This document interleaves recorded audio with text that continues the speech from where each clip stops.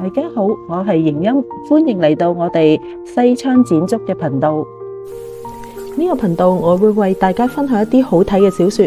如果你中意睇小說或者中意聽故仔，歡迎你訂閱我嘅頻道，點讚、分享同埋留言。而家事不宜遲，我哋一齊睇下今日嘅故事。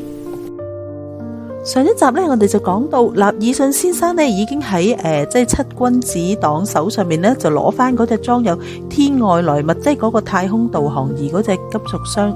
咁納爾遜先生咧就帶住衛斯理啦同埋藍血人方天就去到咧國際刑警嘅一個即係辦事嘅地點嘅一個地窖入邊。但係落到去地窖嘅時候咧，佢哋就發現即係看守住嗰個箱嗰6位嘅即係國際刑警嘅探員咧就即係俾人殺咗。咁同埋嗰隻箱咧亦都唔見咗。咁佢哋睇個現場咧，就似乎係經歷過即係一個好即係槍戰啦，同埋一個好劇烈嘅即係爭鬥咁樣咯。咁因為即係個地方咧都非常之混亂，而且咧度度都係好多地方都有血跡。咁睇嚟咧，敵人咧都有唔少嘅死傷，但係現場咧見唔到即係敵人嘅屍體。咁似乎咧佢哋咧就係刻意咧就將佢哋自己人嘅屍體搬走咗，就唔留低啲線索嘅。不過咧，阿納爾遜先生咧都喺即係現場嗰啲碎片嗰度咧，就發現到月神會嘅即係記號。咁佢認為咧就極之有可能咧就月神會嘅人咧就偷走咗嗰隻箱嘅。咁月神會咧即係居然咧就咁喐手去即係殺國際刑警嘅探員啦，同埋搶咗嗰隻箱。咁納爾遜先生咧就表示國際刑警咧就嗰邊咧就會用即係盡全力咧就去緝兇，即係同埋攞翻嗰隻箱嘅。咁但係由於咧方天咧就唔想佢嘅身份被揭穿啦，咁所以咧佢咧就即係阿衛斯理咧就只好就同阿納爾遜先生咧就分開行動。即係如果佢哋再一齊行動嘅時候咧，就可能即係言語之間咧就唔多唔少咧都可能會即係揭露到方天嘅身份。咁喺阿方天同埋阿衛斯理咧就離開咗間屋啦，咁行咗一陣啦。咁方天嘅表情咧就有啲異樣。咁方天咧就話佢感受到咧嗰隻箱咧就喺佢附近，跟住咧就阿方天咧就不斷催促個衛斯理咧就同佢一齊咧就走向前面啦。咁佢哋咧就走，咁樣就去到一個街角嗰度咯。跟住咧阿方天就話佢感應到咧個箱應該喺附近。咁但係因為方天即係對嗰隻箱嘅感應咧，其實只係一個模糊嘅概念咧，唔係知道 exactly 喺咩位置，即係唔係一個好精準嘅位置，只係一個模糊嘅概念。咁但係嗰條街咁多間屋，咁樣點樣揾呢？跟住阿衛斯理咧就諗啦，不如通知阿納爾遜先生，咁即係睇下佢可唔可以派多啲人手嚟到即係幫手揾啦。咁阿衛斯理咧就走去電話亭嗰度咧就打電話俾阿納爾遜先生。咁呢個時候咧突然間有個黑色嘅即係汽車咧就衝過嚟，咁個車咧就再衝過嚟就停咗喺方天嘅前即係面前。咁咧有3個人落咗車，咁啊將方天咧就拉咗上車。跟住然後衛斯理就見到咁嘅情況，即刻跑過去啦。但係架車咧就已經開啦。跟住咧衛斯理咧就即係放咗幾個暗器，咁樣好似飛鏢咁樣咧就打中咗個車胎，咁啊打中咗2個嘅即係個車嘅2個車轆，咁啊車咪開唔到咁樣啦。跟住然之後咧車上面咧有2個男人咧就走咗落嚟，跟住咧佢哋一走落嚟咧即刻拎住支槍咧就射向衛斯理，咁啊衛斯理都閃得好快啦咁樣，咁然後咧咁即係嗰2個人咧就追住衛斯理去射佢，跟住衛斯理就跑，咁咧就即係走，跟住咧就匿翻去頭先即係阿納爾遜先生帶佢哋去嗰間屋嗰度啦，跟住衛斯理就即刻匿翻入去個地窖嗰度啦。咁嗰2個人就跟住衛斯理就入咗間屋啦。咁衛斯理咧就聽到嗰2個人嘅對話，跟住咧就佢哋就講到就話，咦，長老咧就已經清楚上次原來咧就捉錯咗衛斯理，就將佢當咗係方天。咁啲長老咧就已經吩咐咧就要殺衛斯理滅口。咁同埋咧，月神會已經知道咧，即係上次即係認錯咗衛斯理係方天，所以佢哋今次咧就一定要捉到真嘅方天。咁佢哋咧就捉方天嘅目的咧，咁就應該就係要佢喺即係信眾面前度表演，即係飛向月亮啦，咁去鞏固即係月神會喺信眾嘅即係心目中嘅地位。咁睇嚟咧，方天咧暫時應該唔會有啲咩危險嘅。咁嗰2個人咧就分開揾啦，咁一個咧就去揾其他房，一個咧就落到地窖嗰度啦。咁衛斯理嗰時咧就匿埋咗噶嘛，咁佢落即係嗰個人落嚟咧，佢就唔知呢衛斯理喺邊，但係嗰個衛斯理咧就即係可以知嗰個人喺邊，因為衛斯理匿埋咗，同埋衛斯理都望住即係落嚟個方向啦。跟住咧衛斯理都睇準咗機會，跟住嗰個人行到咁上下，跟住一撲上去嘅時候咧，就將個人制服咗喎。咁咧跟住啦，咁咧就另一個人咧又落埋嚟地窖嗰度啦，跟住咧衛斯理咧就攞咗頭先俾佢制服嗰個人嗰支槍咧，就指住第二個人。嗰個人咧就向衛斯理求饒啦，同埋咧將月神會殺咗6個國際刑警啦，同埋咧將嗰隻金屬箱就擺咗上車，再即係捉方天嘅計劃咧，全部都講晒俾衛斯理聽。咁佢哋咧就會打算咧就將阿方天同埋一隻箱咧就帶到去月神會嘅總部，即係上次佢哋捉衛斯理去嗰個地方啦。咁嗰啲人咧就將即係嗰個人咧將個行動嗰個路線啊，即係嗰個安排咧，全部講晒俾衛斯理聽。咁即係當衛斯理就問到咁佐佐木貴子係咪都喺月神會嗰度咧？咁嗰個人咧就表示佢唔知道。嗰個人咧就話啦，佢都唔會將即係喺呢度見過衛斯理嘅嘢咧，就即係通風報信噶。因為咧對月神會嚟講，即係如果泄露咗佢哋嘅機密咧，係會活活被燒死嘅。所以嗰個人咧就絕對唔會供衛斯理出嚟噶。咁衛斯理就即係都放咗個人啦。咁然後咧衛斯理咧就即係馬上聯絡呢個納爾遜先生去安排車啦、快艇啦，即係同埋一啲即係武器嘅裝備。衛斯理已經知道月神會嘅人咧就即係會咧就避開一啲主要嘅公路，同埋咧就用小路啊、水路啊咁樣咧，就將即係方天咧啊同埋嗰隻箱咧就運去即係月神會總部嗰度嘅。咁所以咧阿衛斯理咧就希望可以喺路上邊咧就截住即係月神會嘅人啦，就救翻方天同埋攞翻隻箱。因為如果唔係咧，去到總部嘅時候咧就更加難處理啦。咁即係幾分鐘之後，咁納爾遜先生咧已經安排好晒一切咯。跟住阿衛斯理咧就揸住架車，咁仲有納爾遜先生咧就即係喺車上面咧就向佢展示佢嗰啲新型武器啊，即係點用啊，有幾咁犀利啊咁樣啦。咁咧佢而家即係佢就 show 俾佢睇一支新型嘅手槍，咁嗰支槍咧就即係個彈夾嗰度咧就有120發子彈嘅，就可以連續即係1分鐘之內咧發晒嗰120發子彈都得嘅。咁同埋咧嗰啲子彈嘅威力咧都係即係比一般嘅子彈犀利，因為射中咗目標之後咧仲會爆炸，所以嗰個殺傷力咧係比一般即係子彈係大好多。跟住咧同埋阿納爾遜先生嗰架車咧亦都係經過改裝，所以速度係好快，所以轉眼間咧佢哋即係已經咧就出咗東京啦。佢哋咧就將架車咧就駛到去一處嘅山路嗰度啦。咁呢個時候咧天就開始落住雪啦。咁喺狹窄嘅山路，佢哋見到咧前面架車咧就以極高速咁樣咧就行駛。咁佢哋咧就即係佢哋一眼就望得出，咦嗰架車咧都似乎係經過改裝喎。同埋咧佢哋見到車頂上面咧仲有即係雷達用嘅特製嘅天線。咁啊衛斯理就懷疑嗰架車咧就係即係綁架方天嗰班人嘅車嚟嘅。咁納爾遜先生咧就向嗰架車嘅車胎咧就開咗幾槍。咁跟住嗰架車嘅人咧亦都向衛斯理佢哋嘅車又開咗幾槍。咁樣咧咁啊經過一輪槍戰啦，咁啊衛斯理佢哋嘅車咧就俾人打中咗個車胎。由於嗰陣時咧就即係個車都好高速咁行駛啊嘛，所以個車胎一穿咗嘅時候，咁啊成架車就反轉咗啦。跟住之後有一陣嘅槍聲掃過嚟，咁同埋咧嗰架車咧似乎都撞咗咁嘅聲音。咁啊都當個車停咗落嚟之後啦，咁啊衛斯理同埋阿納爾遜先生咧就喺個車度就爬翻出嚟，好彩咧佢哋兩個都冇受傷。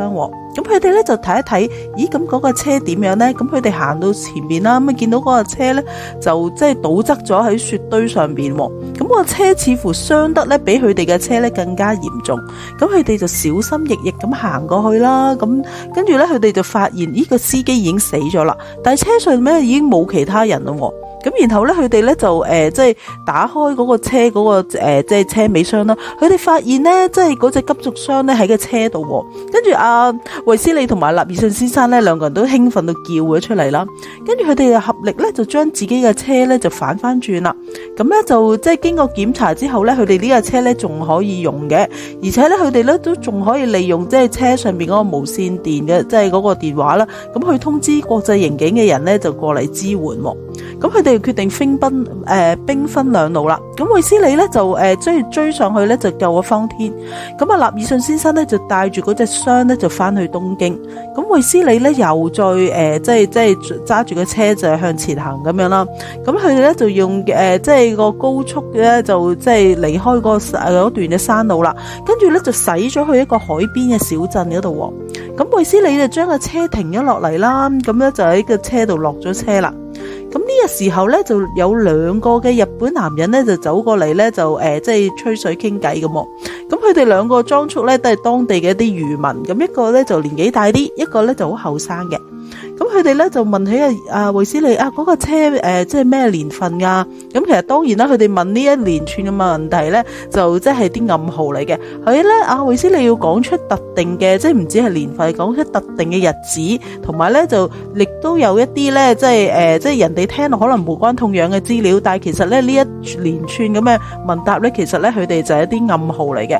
咁經過佢哋嘅交談之後啦，咁衛斯理咧即係都確定咧對方咧就係即係納爾遜先生咧安排嘅人。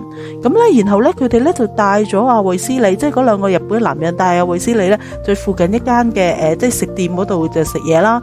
跟住然之後咧就話即係幫阿衛斯理咧都安排咗快艇喎。咁另外佢哋咧亦有提到啦，頭先咧月神會嘅人咧都有嚟過。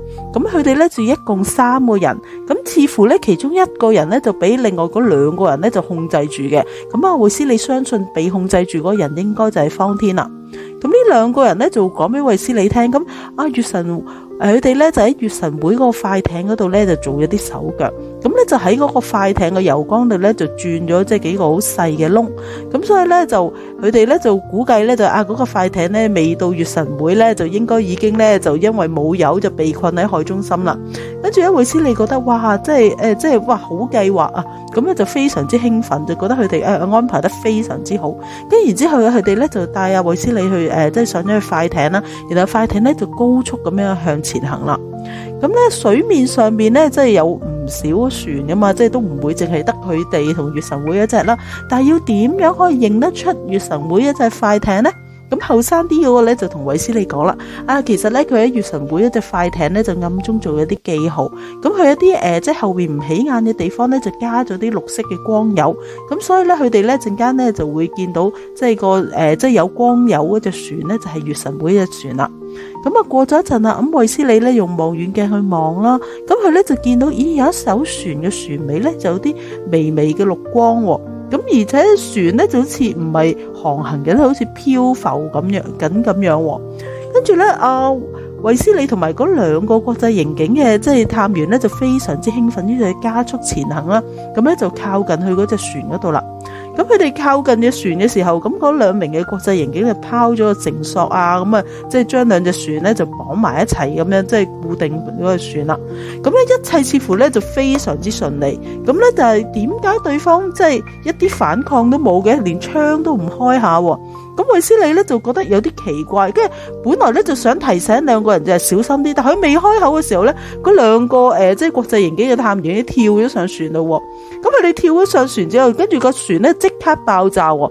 咁好強大嘅衝力咧就將衛斯理嘅船咧都炸起咗。咁衛斯理咧就跌咗落水。咁咧衛斯理咧就即係游翻上水面嘅時候咧，就見到2艘船，即係佢自己一隻同埋月神會一隻咧，都炸到變咗碎片。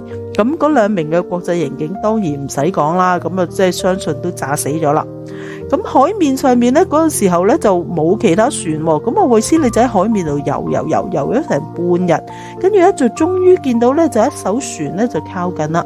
咁靠近衛斯理嗰艘船咧，咁樣原來咧就係納爾遜先生嘅喎。咁納爾遜先生咧就將衛斯理救咗上船。咁除咗納爾遜先生之外咧，咁船上面咧都有一個叫做鈴木大郎嘅即係警員。咁呢個警員個樣咧就有啲似咧，即係尋日即係同衛斯理一齊出海，即係後生啲嗰個國際刑警個樣喎。跟住咧，衛斯理咧就將即係追蹤個過程啊，同埋即係即係嗰2艘即係快艇都爆炸咗啊，咁同埋2位國際刑警都殉職嘅事咧，都講咗俾納爾遜先生聽。咁呢個時候咧，鈴木大郎咧就即係非常之悲傷咁大叫啦。咁原來咧，即係呢個鈴木大郎咧就係頭先後生啲嗰個即係國際刑警嘅哥哥喎。咁納爾遜先生嘅即係哀痛咧就唔比鈴木大郎輕。因為鈴木大郎就當然失去咗佢細佬啦，咁但係納爾遜先生咧就失去咗2名嘅即係好幫得手嘅即係同事。咁呢個時候咧，衛斯理都讚揚咧就話嗰2位國際刑警咧其實都非常之英勇。咁身為哥哥嘅即係鈴木大郎咧，亦都為到細佬即係嗰個英勇咧就感到好自豪。納爾遜先生咧就覺得，即係佢哋為方天咧就已經犧牲咗唔少啦。咁同埋咧，今次咧即係入到去月神會去救佢咧，肯定咧就危機處處嘅。咁過咗一陣啦，佢哋嘅快艇咧就駛到即係月神會個會址嘅附近啦。咁佢哋咧亦都發現月神會咧喺海面上面咧都啲精密嘅布防喎。咁有探射燈啊，有雷達網啊，同埋咧有啲水上嘅飛機啊，咁仲有水雷添。咁佢哋咧就唔可能咧就用隻快艇去登岸啦。咁佢哋唯一嘅方法咧就係游水，咁咧就游過去嗰個懸崖邊再爬上去。跟住阿納爾遜先生咧就吩咐鈴木大郎咧就守住隻快艇，咁佢同衛斯理咧就攞住槍啊同埋一啲工具啊，咁啊將啲工具擺咗喺個膠袋度，然後咧就游水過去啦。咁經過佢哋一番嘅努力啦，咁佢哋咧就終於避開咗啲水雷，咁樣又避開嗰個探射燈啊，各樣嘢啊，咁咧就游到去一個岩石嘅旁邊。咁呢個時候咧，咁有探射燈咧又向佢哋嘅方向即係照過去啦。咁佢哋就急急咧就潛咗入水底嗰度。咁啊等到個探射燈又移開咗啦，咁佢哋先至慢慢咧就靠向嗰個岩石山嗰度就爬上去啦。咁爬咗上個岩石山之後咧，咁佢哋咧就聽到有啲巡邏人員嘅聲音喎。咁佢哋咧就先就匿埋咗先，跟住就睇準機會啦。原來有兩個人咧喺附近就巡邏喎。咁佢哋睇準機會咧就撲上去，咁咧就當然制服咗嗰兩個人啦，打暈咗佢哋啦。咁咧就着咗嗰兩個人嘅乾嘅衣服，咁啊扮嗰兩個人，跟住然後咧就將嗰兩個人綁起咧，就收埋咗佢。咁咧就衛斯理同納爾遜先生咧就扮成啲巡邏嘅人啦，咁樣咧就拎住個電筒咧就向前行啦。咁咧呢個時候咧就有個人咧就走去問佢兩個，喂，有冇發現啊？咁樣喎。咁啊佢哋就話唯有梗係話冇啦。跟住然後嗰個人就話，哎呀，快啲去廣場集合啦，有緊要嘅緊急嘅嘢要宣佈啊！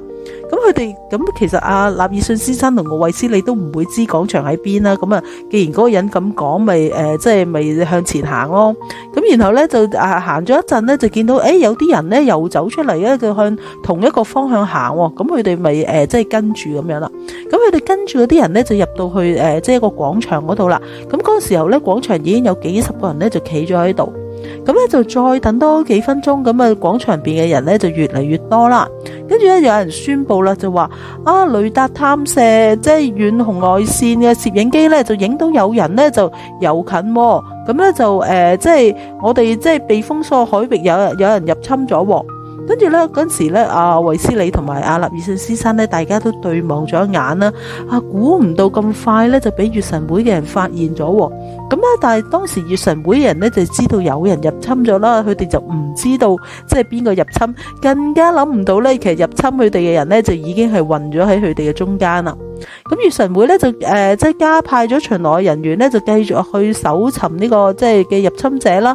咁納爾遜先生同埋衛斯理咧就趁即係眾人散去嘅時候咧，就偷偷咧就匿埋咗喺一個即係僻靜嘅地方。咁確認咗附近冇人之後咧，咁衛斯理咧又展開即係又施展佢嗰個開鎖嘅本領。咁佢咧就即係揾咗一道門，跟住開咗個鎖，咁啊偷偷就匿咗入去。咁嗰道門後邊咧，原來係一個即係雜物房嚟嘅。咁個雜物房咧有兩道門，一道咧就向即係室外，就佢哋頭先即係入嚟嗰道門啦；另外一道咧就向室內嘅，就應該就通去走廊嗰度喎。咁佢哋咧就即係喺即係向住室內嗰度門嗰度咧，就聽到走廊上面咧有啲人喺度行啦。咁咧就過咗一陣，就聽到有人咧就講啦：哎呀，發現咗河野同埋上間兩個人啦，佢哋俾人打暈咗，跟住咧有人入侵咗啊！咁入侵嘅咧有兩個人就一老一少，老嗰個咧仲要係外國人嚟嘅添啊！跟住咧呢個時候咧咁。喺走廊嗰度咧就有把好莊嚴嘅聲音，即係好似啲即係好高級嘅人士咁樣嘅聲音就傳出嚟啦。仔細搜尋，咁一定要捉到佢哋，捉到佢哋之後咧就將佢哋咧就掉入個火爐嗰度咧，就會活活燒死佢哋。咁樣咁嗰個聲音講嘢嘅時候咧，其他人都靜晒，咁就好似好留心咁聽。咁所以咁樣即係聽落咧，咁似乎頭先講話即係要捉住佢哋啊，將佢哋活活燒死嗰個人咧，就應該係啲長老或者係啲會裏邊一啲高層嘅人士嚟嘅。跟住嗰把好莊嚴嘅聲音又講啦，嗰一男一女咧，你要看緊啲，就唔好誤咗我哋嘅大事。跟住咧，其他人就應佢係咁樣。跟住咧，佢哋所講，即係嗰個人所講嘅一男一女，咁啊應該就係方天同佐佐木貴子啦。咁啊，衛斯理咧就即係好留心咁聽住，即係出邊有冇動靜。咁啊，到啲腳步聲散去咗之後啦，咁佢咧就輕輕咁樣就打開門，咁喺個門罅嗰度咧就裝出去。咁佢見到走廊上面咧就淨係得翻一個咧着住紅袍嘅人，跟住咧衛斯理咧就輕輕咧就敲下道門，跟住咧就即係嗰個人咧就果然被啲敲門聲吸引咗。咁嗰個人就行過嚟就問邊個啊？咁啊，衛斯理都係冇回應啦。咁嗰個人咧就見到個門罅咧就微微開住，咁啊正想伸隻手去閂門嘅時候，咁啊衛斯理咧就即刻就制服咗個人，仲話將佢拉咗入房，咁啊綁住咗佢啦。咁嗰個人咧，即係俾佢拉入嚟，即係着住紅袍嗰個人啦。咁個樣咧有啲同井上次雄有啲似嘅。咁衛斯理係諗起井上次雄上次咪同佢講到月神會咧，其中有個長老係姓井上嘅，就係佢哋遠房親戚嚟。咁衛斯理諗應該就係呢個人啦。咁可能頭先咧有啲打鬥嘅聲音，咪驚動咗附近嘅人。咁有啲人咧又走過嚟咯，就話咦咩事啊咩事啊？咁但係當然啦，佢哋已經閂好咗門，咁啲人亦都冇諗過即係入咗門啦。咁佢哋就喺走廊嗰度講嘢啦。跟住話咦井上長老頭先喺度喎，而家唔見咗。有個人就咁講啦。跟住另外一個人話咁我哋快啲去揾下井上長老啦。咁跟然之後啲人又散開咗，咁啊又走咗去咯。跟住咧衛斯理咧就即係呢個時候咧就逼問呢個井上長老，就問佢方天同佐佐木貴子究竟喺邊度。跟住咧井上長老咁就初咁啊梗係唔答啦。咁啊但係當然衛斯理都有啲方法去逼宮啦。咁咧就井上長老就話啦，咁方天咧就喺即係3樓嘅長老室，而即係聖女咧就喺頂樓嘅聖女室。咁月神會捉方天咧就當然就好似上次捉衛斯理咁啦，就想佢喺會眾面前咧就表演呢個飛行咁樣咧，就即係鞏固啲信眾啦。但係佢哋捉佐佐木貴子嘅原因咧，竟然咧就想攞佢嚟做獻祭，就要將佐佐木貴子咧就獻俾海神，咁咧就去傳達呢個月神會嘅信仰。呢個情況有啲似咧，即係以前讀過咩河伯娶妻啊，即係嗰類嘅情況，要即係將佢攞去獻祭咁啦。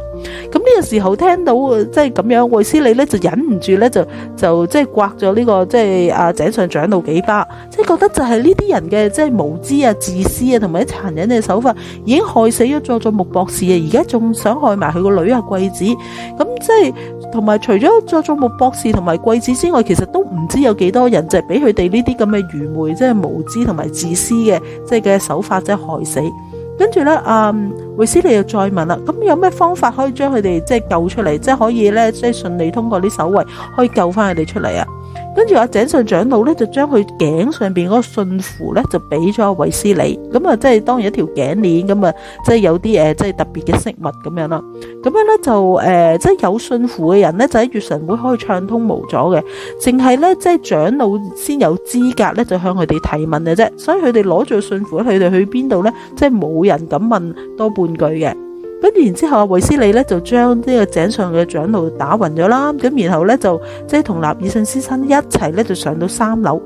咁上到3樓啦，佢哋就見到即係有一間房咧就特別咧就有2個人咧即係守衛咧就把守住嘅。跟住衛斯理就將個信符就攞出嚟，就叫呢啲守衛開門。跟住咧，但係守衛就話啦，長老室咧淨係長老先至有鎖匙嘅。咁如果係長老要求要開門嘅，佢點會唔俾鎖匙你啊？跟住衛斯理嗰個時候知道瞞住啦，跟住佢同納爾遜先生咧就一人一個就制服咗嗰2個即係門衛啦。咁咧就同埋咧就索性嘅即係呢件事即係唔可以再拖咁啊，索性用支槍咁啊，即係冇鎖匙咁啊，即係用手槍咁啊打去到門嗰度咁啊開門啦。咁但係佢個槍聲咧就引嚟咗有10多人咁啊湧過嚟，咁啊衛斯理同納爾遜先生就即刻入房咁啊閂咗門啦，咁換啲家私啊頂住道門先啦。咁方天見到佢哋嚟咧就非常之高興，咁但係咧就但係而家最重要啊，當然就即係諗下點樣走佬，即係點樣逃生啦。咁佢哋環看四周，咁間房咧就都冇其他通道啦，唯一嘅方法咧似乎咧就係從個窗度爬出去。咁阿衛斯理就向窗外望啦，佢發現咧，咦，隔離間房咧就即係居然咧就打開咗個窗喎，咁又有人咧就好似想爬過嚟咁喎。咁衛斯理喺向住出邊咧就開咗兩窗。咁呢個時候咧，咁咪即係佢見到有兩個人咧就跌咗落水喎，即係兩個人應該就俾佢頭先開槍打中咗啦，跟住兩個人就跌咗落水喎。